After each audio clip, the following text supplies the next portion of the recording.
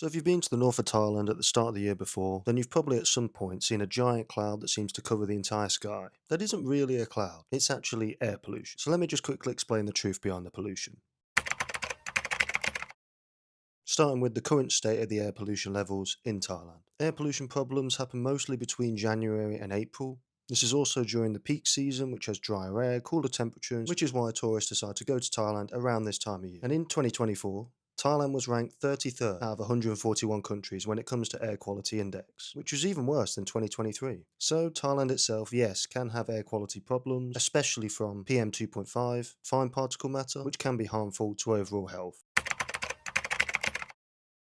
But what happens when the air quality isn't the best? In the north of Thailand, like Chiang Mai, and even cities like Bangkok, tend to get hit with the worst of the air pollution. And just to give you guys an idea of how bad the air quality is, in Bangkok, the first 6 months of 2025, just walking around and living your daily life and breathing in the air was the same as smoking 38 cigarettes every month. And that's if you don't smoke already. So if you do smoke, then that's all extra, all for nothing.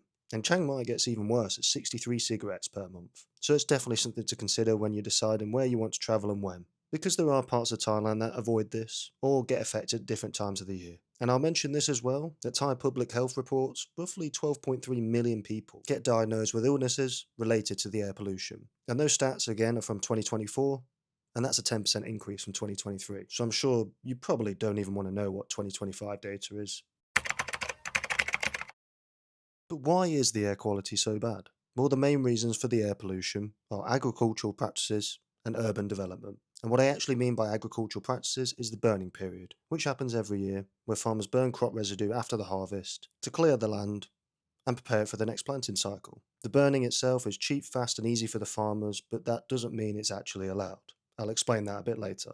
For now, I'll carry on with the causes for the air pollution, because it's not just the burning. In more cities like your Bangkok, more of the reason for air pollution there would be vehicle emissions, industrial emissions and factories, and as well they still experience some of the effects from the agricultural burning and the forest fires.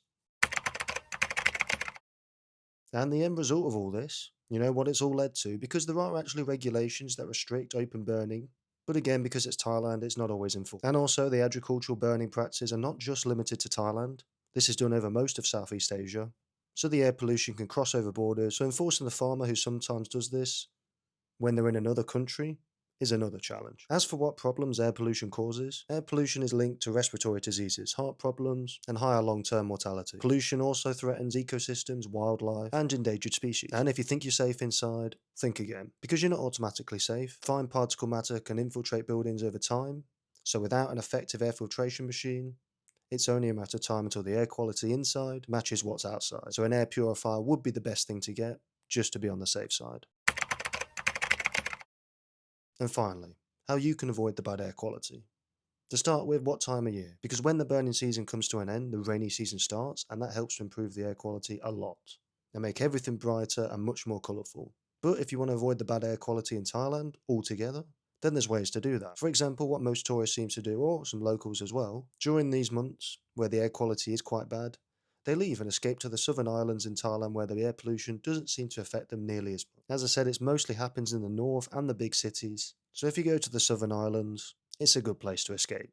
But I will say, luckily for me in Pattaya, it doesn't really affect me too much, other than in the mornings I can see it from my balcony. It just looks like a fog or a mist that seems to cover the city. But thankfully I'm not in Bangkok, and I'm not even in the centre of Pattaya anyway. But yeah, that about covers everything you need to know about the truth behind Thailand's air pollution situation.